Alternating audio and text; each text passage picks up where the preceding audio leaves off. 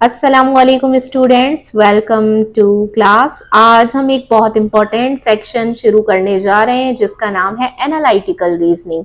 बहुत से स्टूडेंट्स जब पहली बार एनालिटिकल रीजनिंग का नाम सुनते हैं तो उन्हें लगता है कि बहुत डिफिकल्ट सब्जेक्ट है और इसमें सिर्फ इंटेलिजेंट स्टूडेंट्स ही अच्छा परफॉर्म कर सकते हैं, लेकिन रियलिटी इससे बिल्कुल डिफरेंट है। एनालिटिकल रीजनिंग कोई ऐसा सब्जेक्ट नहीं जिसमें आपको डेफिनेशंस रटनी हो या फिर थ्योरी याद करनी हो। ये एक स्किल है और अच्छी बात यह है कि स्किल प्रैक्टिस से इम्प्रूव होती है। अगर आप स्टेप बाय स्टेप अप्रोच सीख लें और रेगुलर प्रैक्टिस करें तो ये सेक्शन आपका सबसे स्कोरिंग सेक्शन बन सकता है। सबसे पहले एग्जाम पैटर्न को समझते हैं।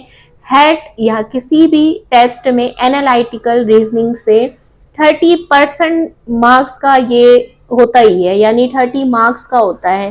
30 एमसीक्यूज आते ही आते हैं, यानी इस सेक्शन में आपको 30 एमसीक्यूज सॉल्व करने होते हैं। इन 30 एमसीक्यूज के लिए आपके पास अप्रोक्सीमेटली 36 मिनट्स होते हैं, जो कि आप अज्यूम कर लें कि मुझे इतने मिनट्स में ये सेक्शन पूरा करना है। अब अगर हम कैलकुलेशन करें तो हर क्वेश्चन के लिए आपके पास सिर्फ 1 मिनट से थोड़ा ज्यादा टाइम होता है, इसलिए सिर्फ कॉन्सेप्ट समझना ही काफी नहीं होता है।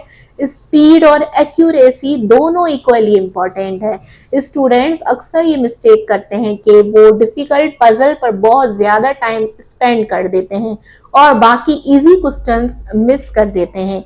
हमें इस सेक्शन में स्मार्ट स्ट्रेटजी के साथ काम करना होगा।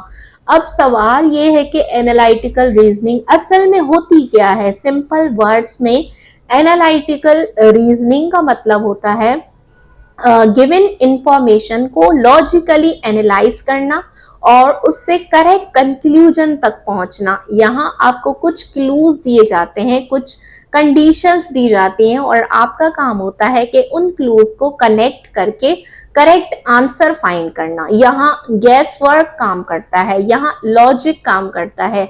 मान लीजिए किसी ने आपको कहा अली उमर से लंबा है और उमर अहमद से लंबा है। अब अगर मैं आपसे पूछूं कि अली और अहमद में कौन लंबा होगा इन दोनों में से, तो आप बिना देखे आंसर दे सकते हैं कि अली लंबा होगा। क्यों? क्योंकि आपने गिवन इंफॉर्मेशन को लॉजिकली एनालाइज किया। इसी प्रोसेस को हम रीजनिंग कहते हैं। एनालिटिकल रीजनिंग में भी हमें इस तरह क्लूज को कनेक्ट करना होता है। अब देखते हैं कि एनालिटिकल रीजनिंग के मेजर टाइप्स कौन से हैं। जनरली ये सेक्शन 3 मेजर कैटेगरीज में डिवाइड होता है। पहली कैटेगरी है लॉजिकल पजल्स, दूसरी कैटेगरी है क्रिटिकल लॉजिक और तीसरी कैटेगरी है नॉन वर्बल रीजनिंग। सबसे पहले बात करते हैं लॉजिकल पजल्स की। लॉजिकल पजल्स एनालिटिकल रीजनिंग का सबसे इंपॉर्टेंट और सबसे ज्यादा रिपीटेड पोर्शन है। टेस्ट में आम तौर पर 12 से 15 एमसीक्यूज इसी कैटेगरी से आते हैं। इस कैटेगरी में seating arrangements, floor puzzles, blood relations, scheduling और ऑर्डरिंग टाइप क्वेश्चंस पूछे जाते हैं। यहाँ आपको कुछ क्लूज दिए जाते हैं और उन क्लूज की मदद से अरेंजमेंट कंप्लीट करनी होती है। मिसाल एग्जाम्पल है, ए बी के राइट में बैठा है, सी बी के लेफ्ट में बैठा है, डी ए के सामने बैठा है। अब इन क्लूज को यूज करके आपको कंप्लीट अरेंजमेंट फाइंड करनी होती है। इस तरह के क्वेश्चंस स्टूडेंट को डिफिकल्ट लगते हैं, लेकिन जब आप डायग्राम बनाना सीख जाते हैं तो ये बहुत इजी हो जाते हैं। अब आते हैं दूसरी कैटेगरी की तरफ, क्रिटिकल लॉजिक। ये कैटेगरी आपकी थिंकिंग एबिलिटी को टेस्ट करती है। यहाँ आपको स्टेटमेंट दी जाती है और फिर पूछा जाता है कि उन स्टेटमेंट से क्या कंक्लूजन निकलता है, क्या अजम्पशन बन रहा है, ये कौन सी बात लॉजिकली इंटरफेयर की जा सकती है या इन्फर की जा सकती है। फॉर एग्जाम्पल स्टेटमेंट है all teachers are educated, Ali is a teacher.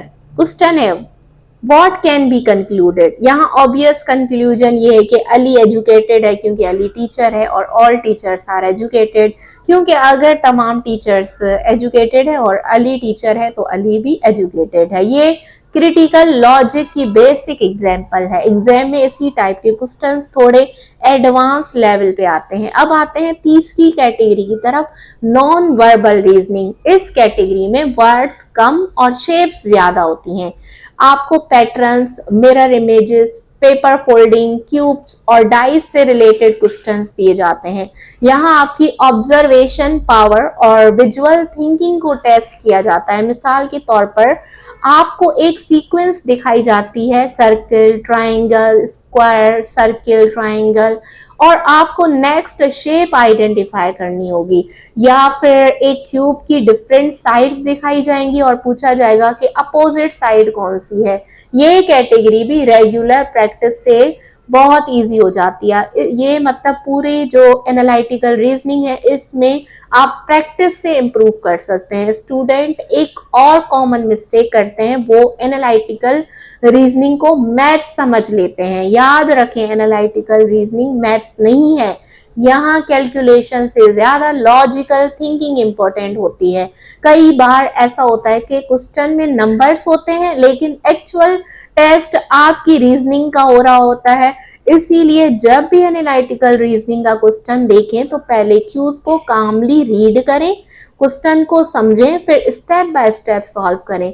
जज्बाती होने की जरूरत नहीं है। जल्दबाजी में आंसर मार्क करना अक्सर मिस्टेक्स का सबब होता है, मिस्टेक्स का रीजन होता है। आज के लेक्चर में हमने समझा एनालिटिकल रीजनिंग क्या है, एग्जाम पैटर्न क्या है, इस सेक्शन के मेजर कैटेगरीज कौन सी हैं और इस सेक्शन को सॉल्व करते वक्त किस तरह की थिंकिंग रिक्वायर्ड होती है। अगले पार्ट में हम एनालिटिकल रीजनिंग के सबसे important topic linear seating arrangement को डिटेल में समझेंगे और प्रैक्टिकल एग्जांपल्स सॉल्व करेंगे। So stay focused and let's move to the next part.